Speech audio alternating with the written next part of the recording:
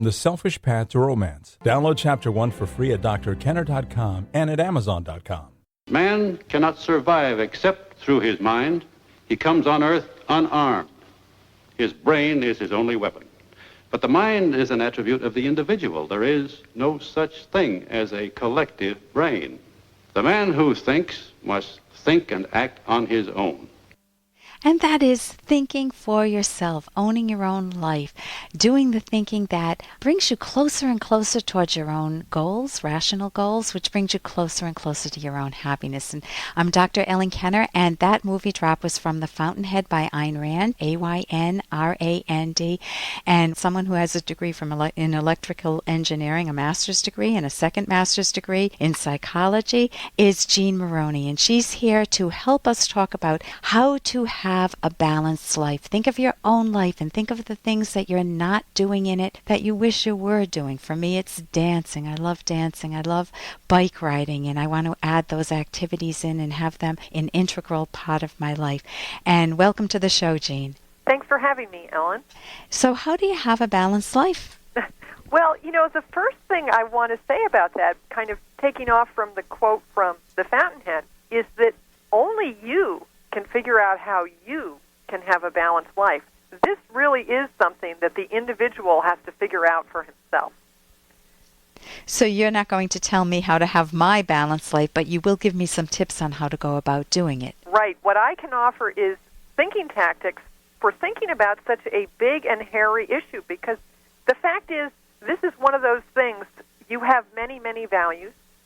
As you said, dance, work, kids, time with your husband. You have all these values and you want to pursue them all, and you're the only person who can really judge whether you've got the right combination of them to give yourself a fulfilled, happy life. So it really requires hard thinking. So when you say hard thinking, what would that do for me? If I'm thinking, my kids are a top priority, my husband's a top priority, and I love work. I love my work, and I also love the dance. And what type of skills would you give me if I'm turning to you for some help? Well, what I would suggest is that you need to do what I call some background thinking and some generating, basically seeding your mind to generate ideas. This is the kind of question that is not answered by sitting down at your desk and thinking for half an hour. It's the kind of question that's answered over a period of months or maybe years as you work out what is important to you. And so one of the things I think is very important is that you take steps to think actively about the topic, to set up your mind to be looking for new connections. So let me give an example of that. One of the skills I teach is thinking on paper, and what I suggest you do is every day, as a sort of ritual, sit down and spend 3 minutes, and I mean literally 3 minutes with a timer, thinking about one of these issues in your life, like why is dance important to me? You could spend 3 minutes thinking on paper about that. And what that will do, and then the next day, you might be thinking about how do I finish work at 6 p.m. so that I can always make it to dinner. And you would spend 3 minutes thinking about that. That's an excellent example. Yeah. You like that? Okay. Well, what happens is there's a cumulative effect of these. Each time you spend the 3 minutes doing the kind of in-depth thinking, Hey, I got to interrupt this because we've got to pay some bills. 30 seconds, that's it. A very quick ad, and then Ellen will be back. Romance. Ugh, I wish guys knew more about what we want from a relationship. Boy, I wish I knew more about what I want. Where's that ad I saw? Here it is. The Selfish Path to Romance. A serious romance guidebook. Download Chapter 1 for free at selfishromance.com and buy it at amazon.com. The Selfish Path to Romance. That is interesting. Well, what happens is there's a cumulative effect of these. Each time you spend the 3 minutes doing the kind of in-depth thinking, it sort of sets up your subconscious to be looking for better answers for you. So, for example, if you do that 3 minutes on dancing and you figure out that you like it because of how you feel refreshed and that it's something different. What will happen is the next time you go dancing, that will actually reinforce those values for you. You'll have thought about it at your desk, and then you'll experience it, and in fact, your experience will be heightened when you go dancing. So I'll feel more refreshed, and I'll feel more, I'll get more pleasure from it the next time. And then if I ask myself that question further down the line, it may be, well, it helps me express a range of emotions. You know, tango is angry, rumba's sexy, cha-cha, swing is playful and joyous and jumpy. And so then when I dance, I would be thinking, oh my gosh, you know, this is a playful song. And it would underscore that some more for me. Yeah. So, can I say one other thing? yeah, sure. And some things that you write about how they're big value, when you actually do them, you'll turn out it's not such a big value. So I had this with giving a party just the other day. I had, it was a party for a club I belonged to. And it was a fine party, but I had thought in advance about what I was going to get out of it. And in fact, I didn't get as much pleasure out of it as I expected. And so when this was over, I actually had a much clearer idea about how important giving parties for this group is to me. Yeah. And so now I see that that's actually not part of the balance that I want to make. So you're monitoring there. You've set a standing order. Look out for things that are of value to me, that are important to me.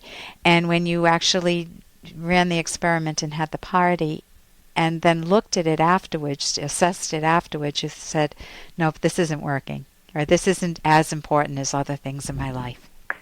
Yes, and part of what I want to communicate is that by having done the seeding earlier, by having done a little bit of thinking in advance, I didn't have to do much work for any of the rest of that. It all happened naturally because I had thought about it in advance. Yeah. I then noticed what I did or didn't like, and was able to make that evaluation very easily.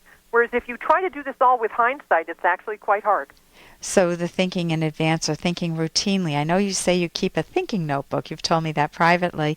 And every day you have a personal notebook and you have a work notebook, and you'll just spend a few minutes each day writing in them. Is that accurate? Yes. Well, the what I'm talking about here under life balance, I would put in the personal notebook usually.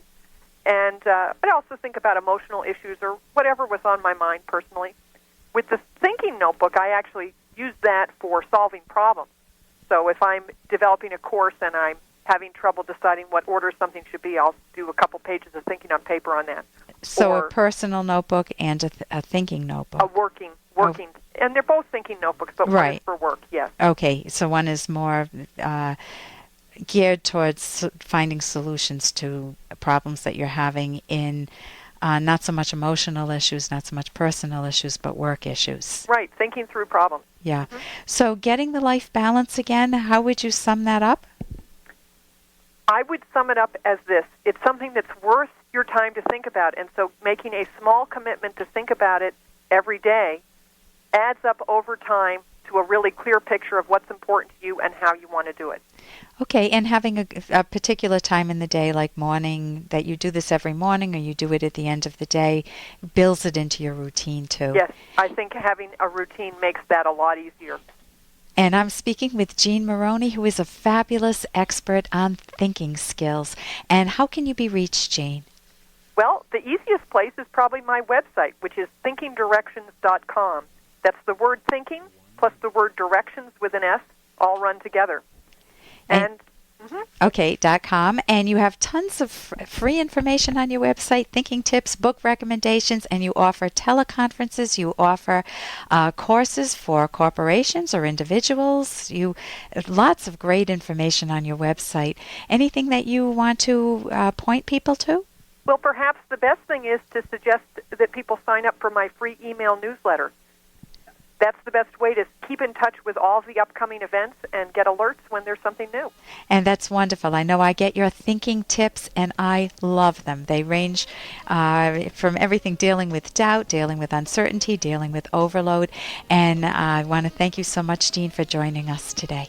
Thanks for having me, Ellen. For more Dr. Kenner podcast, go to drkenner.com and please listen to this ad. Here's an excerpt from The Selfish Path to Romance by Drs. Kenner and Locke. Personality clashes that are bothersome during the dating process when both parties are allegedly on their best behavior often worsen with time. Though personalities are relatively stable, they are changeable, but change requires considerable conscious work, time, and sometimes even professional help. For example, Rudy was an intense person. He would become very tense when he and Cheryl got ready to travel, especially when deciding when to leave for the airport. He wanted to leave very early and drive fast, just in case of bad traffic. Cheryl, in contrast, was more relaxed, though still conscientious. To relieve travel stress, they agreed to let Cheryl decide what time to leave for the airport and also do the driving.